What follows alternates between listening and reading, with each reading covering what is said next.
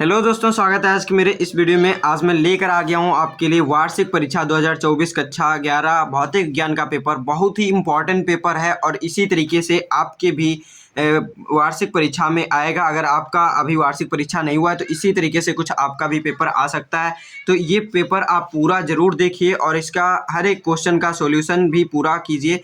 और इसका मैं सॉल्यूशन वीडियो जो है आपका 20 तारीख के बाद लाने वाला हूं। और ये पेपर बहुत ही इम्पॉर्टेंट है, इसलिए पूरा पेपर देखिए और हर एक क्वेश्चन को सॉल्व करिए, जिससे कि आपका अच्छे से अच्छा मार्क्स इसमें आ सके। और इसी तरीके का पेपर हर साल आपके प्री बोर्ड, वार्षिक परीक्षा और जो भी आपके एग्ज़ाम होते हैं उसके मैं पेपर अपलोड करता रहता हूं।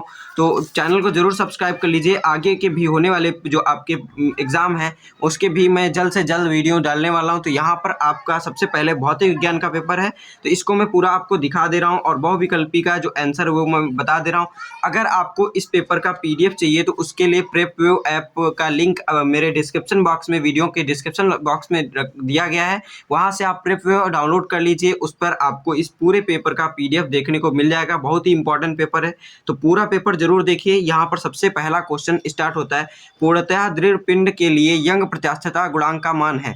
तो ये बहुविकल्पी प्रश्न है, 6 प्रश्न है, एक एक नंबर के हैं। तो यहाँ पर पूर्णतः दृढ़ पिंड के लिए यंग प्रत्यास्थता गुणांक का मान जो होता है वो इन्फिनिटी होता है। साबुन के घोल के बुलबुले के भीतर अधिक दाब होता है। तो जो साबुन का घोल होता है उसका जो बुलबुला बन जाता है उसका अधिक दाब 4T/R होता है। ये राइट विकल्प है। फिर यहाँ पर आपका अगला क्वेश्चन दिया गया है, ऊष्मा संचरण की दर किस विधि में अधिकतम होती है। तो ऊष्मा संचरण की दर विकिरण विधि में जो है सबसे अधिक होती है। विकिरण विधि में ऊष्मा संचरण की दर अधिकतम होती है। फिर यहाँ पर आपका अगला क्वेश्चन दिया गया है, पूर्ण कृष्णिका की अवशोषण क्षमता होती है। तो पूर्ण कृष्णिका जो एकदम कृष्णिका पूरी तरीके से कृष्णिका पिंड होता है, कोई पदार्थ है तो उसका जो अवशोषण क्षमता है वो 1 होती है। फिर यहाँ पर आपका अगला क्वेश्चन अंगा नंबर दिया गया है, यदि किसी ऊष्मागतिकी निकाय को 50 जूल ऊष्मा देने पर निकाय द्वारा 30 जूल कार्य किया जाए तो निकाय की आंतरिक ऊर्जा में परिवर्तन होगा। तो निकाय की आंतरिक ऊर्जा में 20 जूल परिवर्तन होगा। फिर यहाँ पर आपका अगला जो क्वेश्चन दिया गया है, बर्नौली का प्रमेय किसके संरक्षण पर आधारित है। तो बर्नौली का प्रमेय आपका ऊर्जा संरक्षण के नियम पर आधारित है। बहुत ही इंपॉर्टेंट प्रश्न है ये सभी, तो बहुत ही इंपॉर्टेंट पेपर है। इसका पीडीएफ मैं जैसा कि बता दिया हूँ कि प्रेपव्यू ऐप पर आपको पीडीएफ इसका मिल जाएगा, वहाँ से आप डाउनलोड कर लीजिए। प्रेपव्यू ऐप पर आपके सभी पेपर का जो 11th में होने वाले हैं या फिर 12th के हैं वो सभी पेपर उस पर पीडीएफ अपलोडेड है और वहाँ पर आप अपने पेपर का भी पीडीएफ अपलोड कर सकते हैं। अगर आप उसका सॉल्यूशन चाहते हैं तो हमसे कह सकते हैं और हम आपको उस पर सॉल्यूशन अपलोड कर देंगे लिख करके। तो यहाँ पर बहुत ही इंपॉर्टेंट क्वेश्चन है और प्रेपव्यू ऐप पे इसके सभी सॉल्यूशन आपको यहाँ पर वहाँ पर मिल जाएंगे। अभी आपका इसका आज पेपर अपलोड हो जाएगा उस पर प्रेपव्यू ऐप पर, तो वहाँ पर आप इसका पेपर का पीडीएफ देख सकते हैं। वहाँ पर आप लॉगिन करेंगे तो 11th पर सबसे पहले टिक कर दीजिएगा। 11th का पेपर आपको देखना है, तो सभी 11th के जितने भी पीडीएफ्स आपके पेपर या फिर सॉल्यूशन होंगे वो सभी आपको देखने को मिल जाएंगे। तो यहाँ पर फिर आपका अगला क्वेश्चन 12 नंबर दिया गया है, ये भी एक एक नंबर के 6 क्वेश्चन हैं। किसी ऊष्मागतिक निकाय की आंतरिक ऊर्जा से क्या समझते हैं। किसी ऊष्मागतिक निकाय की आंतरिक ऊर्जा से क्या समझते हैं, ये आपको पहला क्वेश्चन है। फिर गुप्त ऊष्मा कितने प्रकार की होती है ये आपको लिखना है। फिर यहाँ पर ग नंबर क्वेश्चन पूछा गया है, स्टीफन नियतांक सिग्मा का मात्रक लिखिए। जो आपका स्टीफन नियतांक सिग्मा होता है उसका मात्रक आपको लिखना है। फिर तरल पदार्थ क्या होता है, तरल पदार्थ क्या है ये आपका क्वेश्चन है। फिर आपका यहाँ पर भंजक प्रतिबल से क्या तात्पर्य है, भंजक प्रतिबल से क्या तात्पर्य है। फिर गैस की 2 विशिष्ट ऊष्माओं में संबंध लिखिए। बहुत ही इंपॉर्टेंट, हर एक इम्पॉर्टेंट क्वेश्चन है तो बहुत ही ज़रूरी है, ये पेपर ज़रूर पूरा आप देखिए। फिर यहाँ पर आपका खंड सा है और पूरे पेपर का सॉल्यूशन खुद से भी करिए, नहीं तो मैं सॉल्यूशन वीडियो तो आपके लिए लाने ही वाला हूँ, नहीं तो आप पूरा पेपर खुद ही सॉल्यूशन कर सकते हैं। फिर यहाँ पर आपका तीसरा का नंबर क्वेश्चन दिया गया, ये 2-2 नंबर के प्रश्न स्टार्ट हो चुके हैं। 8 नंबर के टोटल ये खंड है। यहाँ पर यंग प्रत्यास्थता गुणांक की परिभाषा तथा मात्रक लिखिए। फिर रेखीय प्रसार गुणांक की परिभाषा तथा मात्रक लिखिए। फिर यहाँ पर सरल आवर्त गति की विशेषता लिखिए। तो बहुत ही इंपॉर्टेंट पेपर है, इस तरीके से देख सकते हैं आप, हर एक क्वेश्चन देखेंगे, बहुत ही इंपॉर्टेंट है। तो ये पेपर आप पूरा ज़रूर सॉल्व करिए।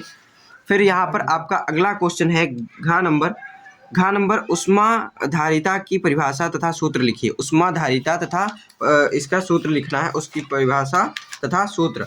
फिर यहाँ पर आपका अगला क्वेश्चन दिया गया है।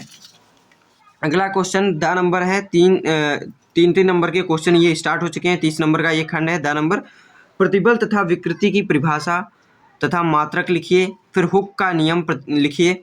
फिर यहाँ पर आपका पास्कल नियम लिखिए। फिर आपका उसका एक द्रव स्तंभ द्वारा उत्पन्न दाब का सूत्र प्राप्त कीजिए। फिर वेग प्रवणता से क्या तात्पर्य है, सयनता गुणांक की परिभाषा तथा विमा लिखिए।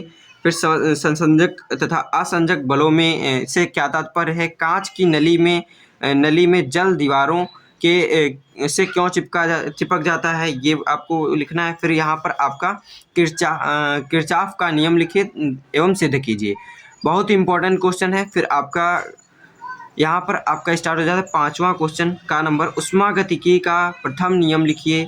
एक आदर्श गैस के आयतन में 50 N/मीटर स्क्वायर नियत दाब पर न्यूटन प्रति मीटर स्क्वायर नियत दाब पर 0.5 मीटर क्यूब का प्रसार होता है गैस द्वारा कृत कार्य ज्ञात कीजिए। फिर यहाँ पर सीमांत वेग किसे कहते हैं, सिद्ध कीजिए कि सीमांत वेग इतना होता है।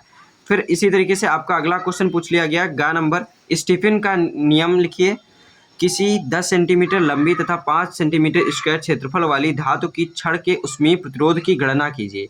ऊष्मा चालकता गुणांक इतने किलो कैलोरी मीटर प्रति सेकेंड यहाँ पर डिग्री सेल्सियस है। तो यहाँ पर आपको ये क्वेश्चन यहाँ पर प्रतिरोध की गणना करना है। फिर यहाँ पर इसी तरीके से आगे के क्वेश्चन दिए गए हैं, तो ये आप देख लीजिए।